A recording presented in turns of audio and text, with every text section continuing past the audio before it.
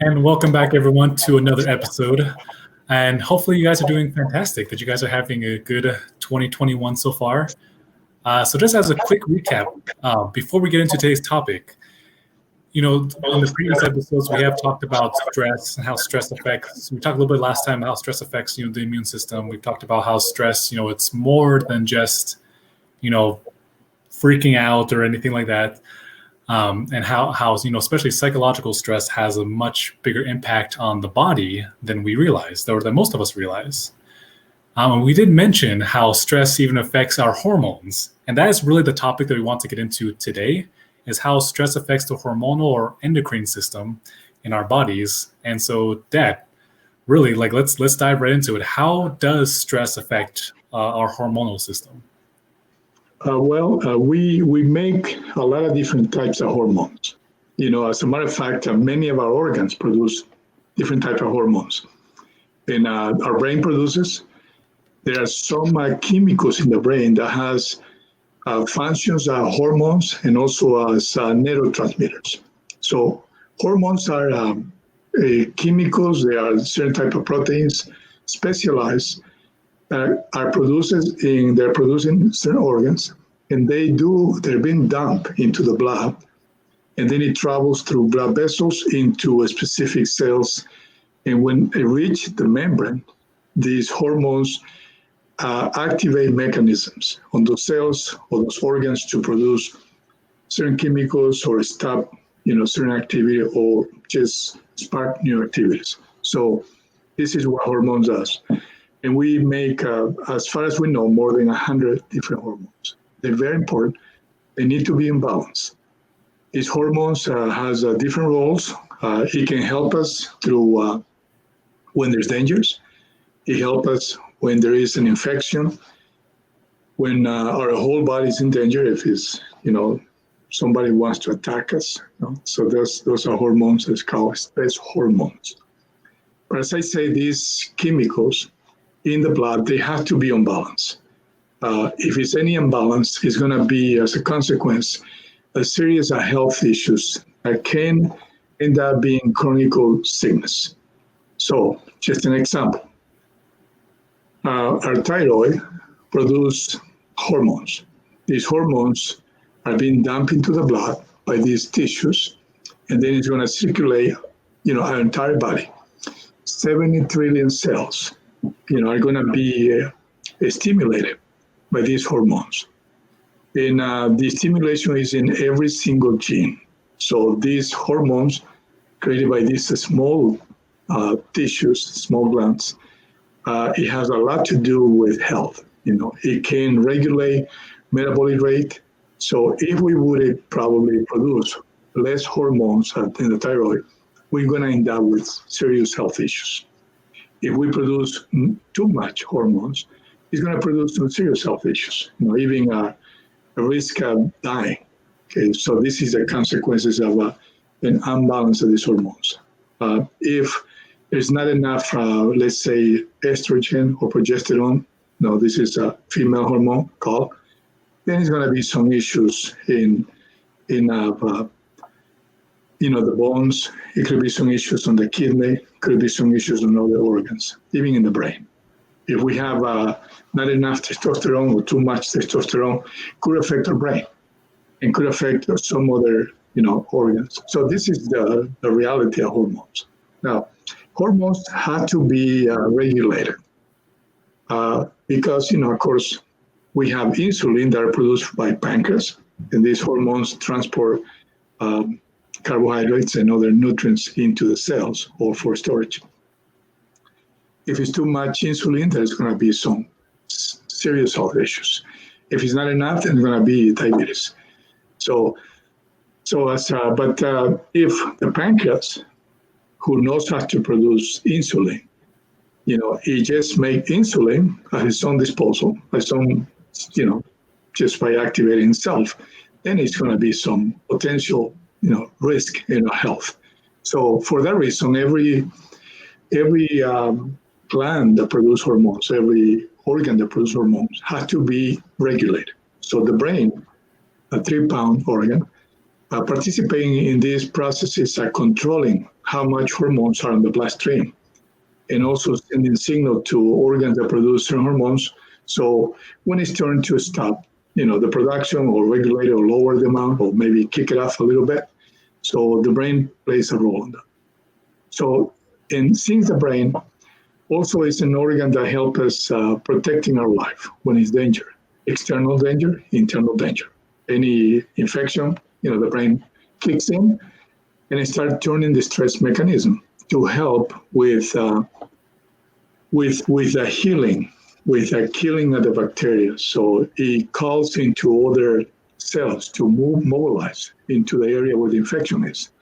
And then, we go through the process of the healing.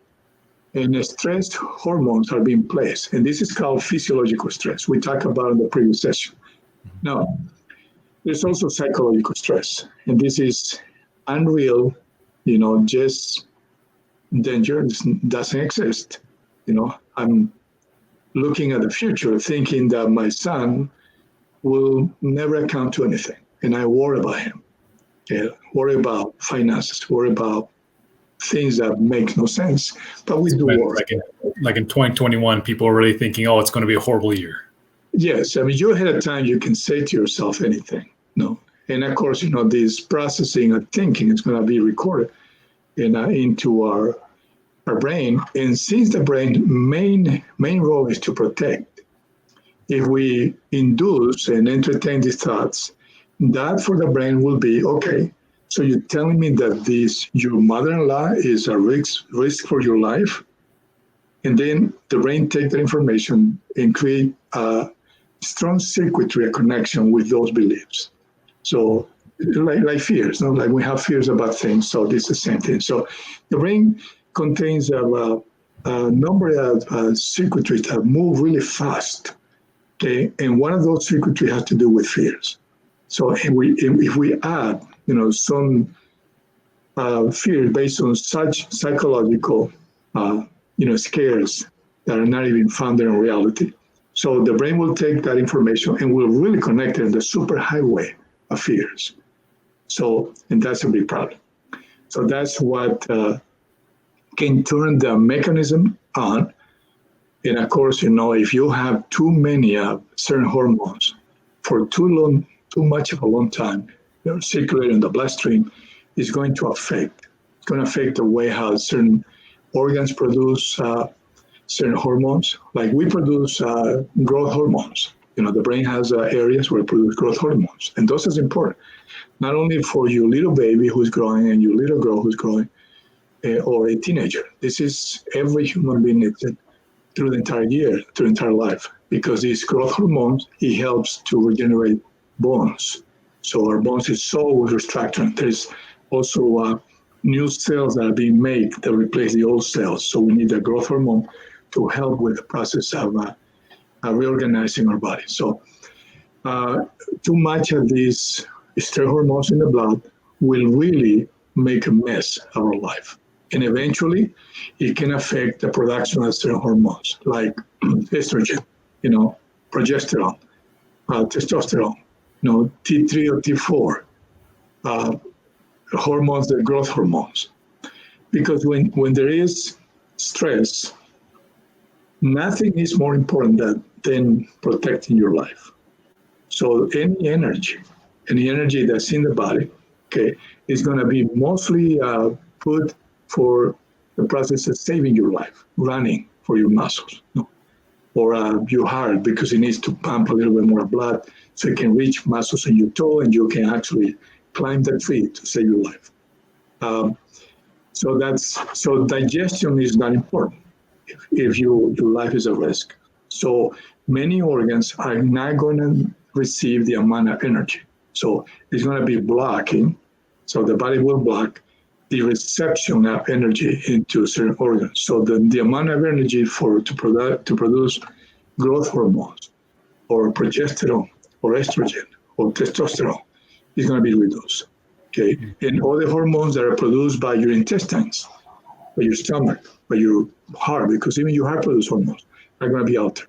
So if I stay with this psychological stress for a long period of times in a day, let's say I'm here thinking that's going to be a horrible year, that I'm not going to have any money, things are going to be hard, politicians are a mess, my neighbors, they're stupid, or, my wife doesn't love me, or I'm poor, or I'm unhealthy, I'm going to die. These thoughts that we entertain, that sometimes they're illusions only, okay?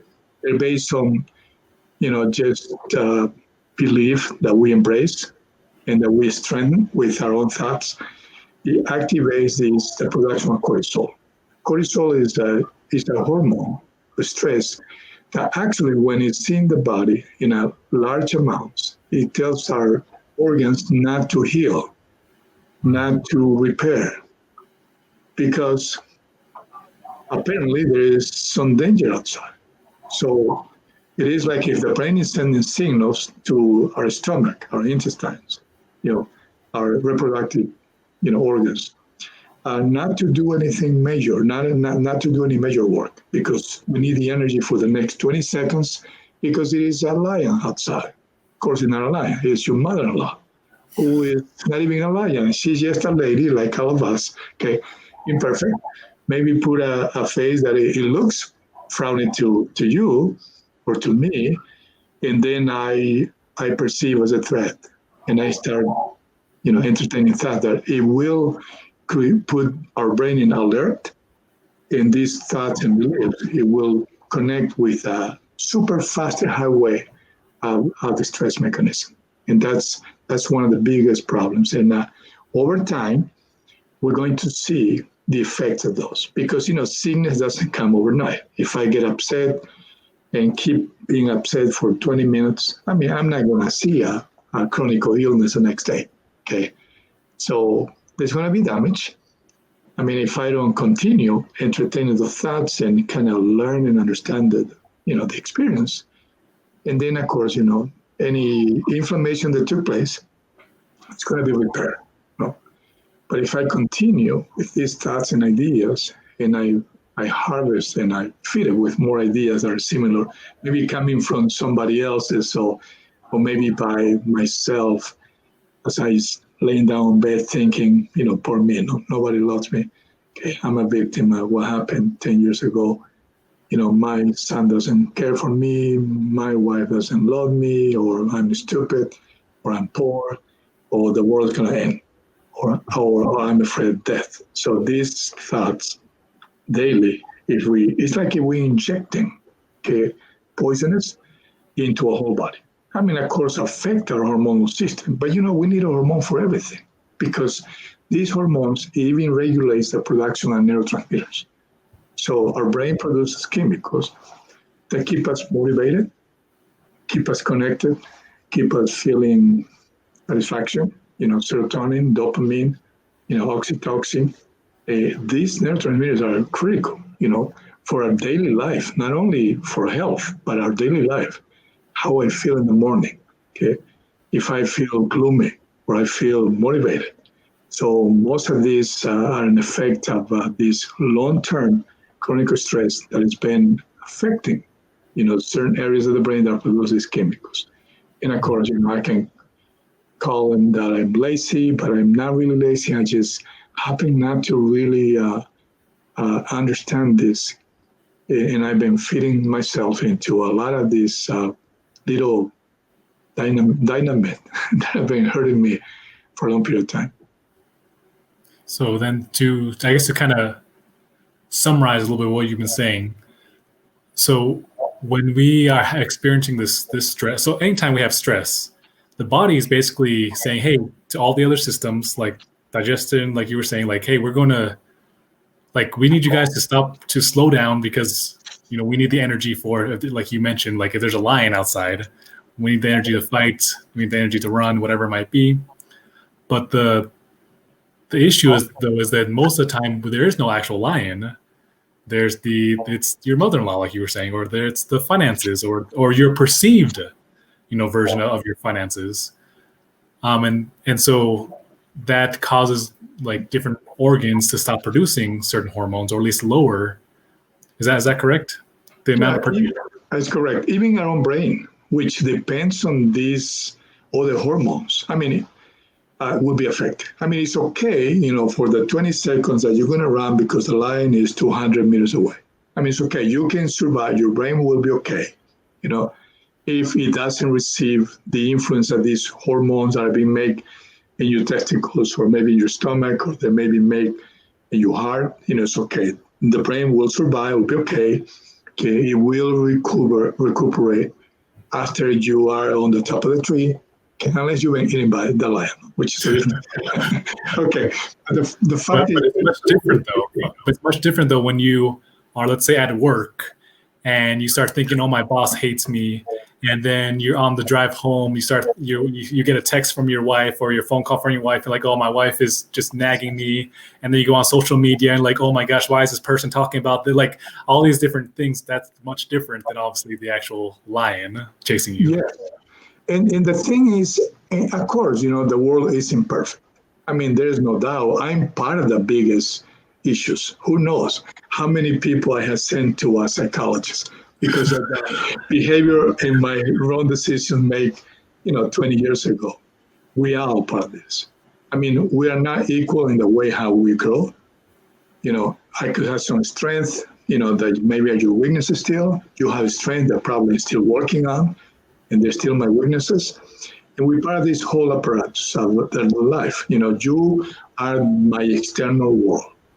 And your actions, you could actually stimulate some of the stress mechanism. Okay. But that doesn't mean that it's going to create suffering. It may create a little bit of pain. Okay.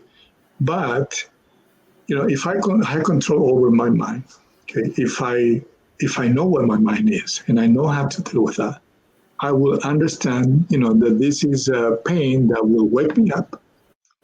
Maybe it's about time to make some changes in my life. No. So now the problem is that with the stress, when it's psychological, we don't understand because there is also a reduction of energy in certain areas of the brain, so we don't see clearly. So even I may have the solution to the problem in front of me, but this large amount of cortisol that induces to inflammation into the brain, it blocks the ability to reason, to understand. If it's a financial issues, we get stuck, we freeze, okay? And if we freeze, there is not enough oxygen and nutrients into part of the brain that will help me to sit down and say, okay, there is a problem. Okay? And of course, I feel the pain because, I was just fired. Okay, now I can probably look at the situation, even with the pain, okay, without, let this stress, being run in my life. See, I can go and call you and say, Ulysses, I just been fired. Okay. And I can probably say, if you're my mentor or a good friend or a family, say, okay, you are older than me or you have experience, tell me, how can I deal with this? If I'm totally black, because I ran through this shocking moment, no? So, and I can listen, and maybe, this connection, it helps me to understand that really there is such a danger. Okay, what's the worst thing that can happen? No? Are they going to sell my kids? Am I really going to be on the street? It is not a fantasy. See, if I reach out, now you can share your wisdom, and then you can probably give me some tips. Hey, let's start writing your resume. Let me help you with this. Okay. Let's start going to this website. Let's do this. And you know what? Instead of being lonely, crying all day, feeling disconnected and angry about the world myself, and later affecting my family and my kids, I can be proactive. So really, when this thing happens, I can take action and really avoid, staying in the paranoid, ideas that this is the end of the world. And I'm going to be in the street, and my kids are going to be hungry, and I'm going to be sleeping on the park. No, will never happen. It's impossible to happen unless I freeze and sit there for a month.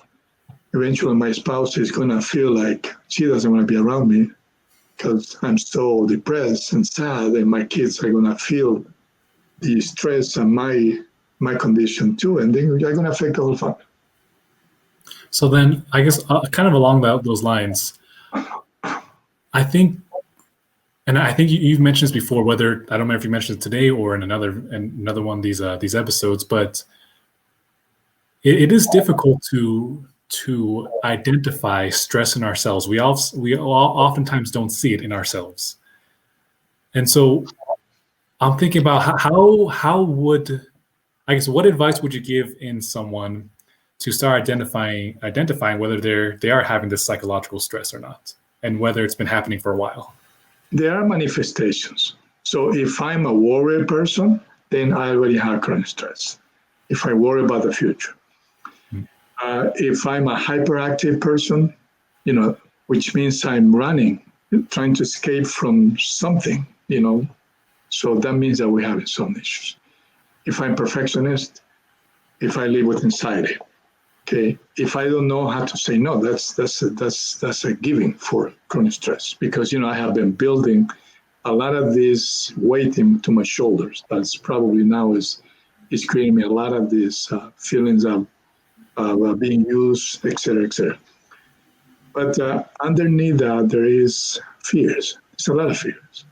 So fears is the biggest problem. I mean, we can hide fear very well. Okay, we hide it. We as a society, we have been learning that it's not good to be afraid. Okay, or we have been taught, oh, fears is good. If you're afraid, you can go from there and be a champion, and that is not real. Okay, first is good. If I got a lion 200 feet away, if a car is coming to me on high speed, that's fears. If I planning to jump from an airplane and I have no parachutes, that is fear. That's real fears. Everything else is just ideas that we create. And unfortunately, these ideas could be of anything. First, of failure, first, of not being accepted, first, of not being loved.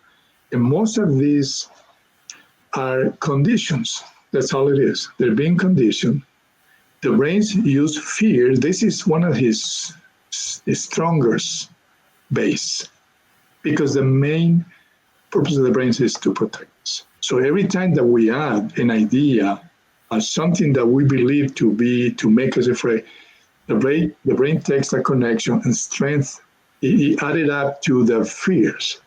So even if it's imaginary. So it is hard to see that, but if somebody tells you that you're under stress, they're probably right. Could be your wife, your spouse, your friend. I mean, most of your friends won't tell you. They don't want to lose your friendship. So if you want to know if you are under stress, ask your wife, ask your mother, ask your sister, ask a good friend. No, a good friend probably will hide it for you. They won't tell you. But ask other people. Most people recognize we ourselves, we use strategic way to kind of cope with issues, and we don't deal with the problems. So we kind of hide behind the fears. And we build like a platform that it makes our lives so unsafe. Because if I live with fears of anything, not to be accepted, for example, or to be rejected, that's going to be hidden inside my heart. It's going to be hidden. Even if I look smiling, strong, this is like the people that attack other people. That's fears. So when somebody seems to be angry and they put this face like, that's not courage. That is hidden fears. And that's fears. Okay, so that's the show. We understand. If I raising my voice, if I'm disconnecting from other people, if I'm afraid to be judged, that is a sign that I have probably used some strategic way to avoid, to see the truth. And I think that one of the things we can do is just face it. This is not easy. But we're going to talk about that another moment. But going back, I was thinking it might be good just to do a whole episode on maybe overcoming or facing fears. Yes, and we do that. And of course, everything Ulysses have to do about hormones. Everything. Hormones created in the body, created in the brain. The brain produces a number of hormones. Everything, and neurotransmitters that identify as our personality, the way how we react, our habits. And of course, if our mind goes unruled because there's nobody to direct it. And of course, I mean, we may be portraying something that we are not really. Okay. And it's good to know early, and it's good to face this and make the changes. Or our hormonal system is going to be continue creating some problems, and it's going to be affecting, and we're going to end up with health issues. So then, obviously, we're talking about stress and psychological stress, and that obviously would be like the root of getting to, I guess, helping to heal these hormonal issues. Is there anything else that people can start doing now if they realize that they're starting to have these hormonal issues? Like they're realizing that, anything else that you would recommend? Yeah, I will go and trying to pay attention to the things that I'm saying, the way I respond, even what I say in my own mind. Pay attention to the voices that are coming. Okay, from the memories of my mind, I will pay attention to my reaction. I will pay attention and listen to the response of others in front of me. Okay, because if people are attacking me, maybe there's something that I'm doing. If people are avoiding me, or if the people I love, they share in a conversation with me, I mean, there may be some of my behavior that it shows that there's something I have to change. So start observing yourself first. That'll be the first step. Take notes. This is hard because behind this, there is an ego, okay? The image that I create about myself that I want to portray to other people. That's what it is. The ego is going to be there. This is me. This is not a second person. This is just the image of me. And I want you, okay, to see the image. That's the ego. So it is hard to really review the way how we act and think and observe ourselves, because the ego, which is just memories, the stuff that's been algorithm ideas, my image is going to really kind of kick in and put the voice. No, it is my son's fault. I got enough evidence. He's not good, or it's my neighbor, or the economy. So we gotta learn to. So we're gonna teach that afterwards. But for now, just pay attention, because there is hormonal issues. They are related to the psychological stress. Yeah, and that's really what we have been, I guess, talking about a lot lately. Is at the root of so many of these health issues really is the mind and how we think and how we perceive the world around us. So, we will continue to talk about that and provide tips and techniques for you guys. And if you guys have any specific questions regarding this topic or any other topics that you want us to address, let us know in the comments, and we will be sure to address those. Any last comments before we wrap up? Well, we got a wonderful world, and designed for us to grow. Okay, and it's designed for us to learn. And of course, this world is designed for us, to grow even by mistakes. Everything realigns, we create chaos, and the world comes back together to fix it. Okay. And of course, if I don't reconcile any issues, it's going to be here, and there's going to be experiences that are going to expose me over and over. Okay. So why not to deal with the problem now instead of hiding those problems? Because nature is going to put in front of me again, the things that I actually been fighting because I want to be happy, and I think is my son, and I divorced from him, moved out of the country so he doesn't see me anymore. Somebody in the other country is going to push the button that is going to, make those issues that are being unresolved to arise. Okay, and they're going to emerge. So it's painful, and it's going to be through our lifetime. So the question is, why not to deal with that now? Get over with the pain, face whatever is causing, this disruption in the biology of the body. Whatever it is that we haven't been managing in our mind, it's better to deal with. Thank you. 100%. All right, guys, and have a fantastic day.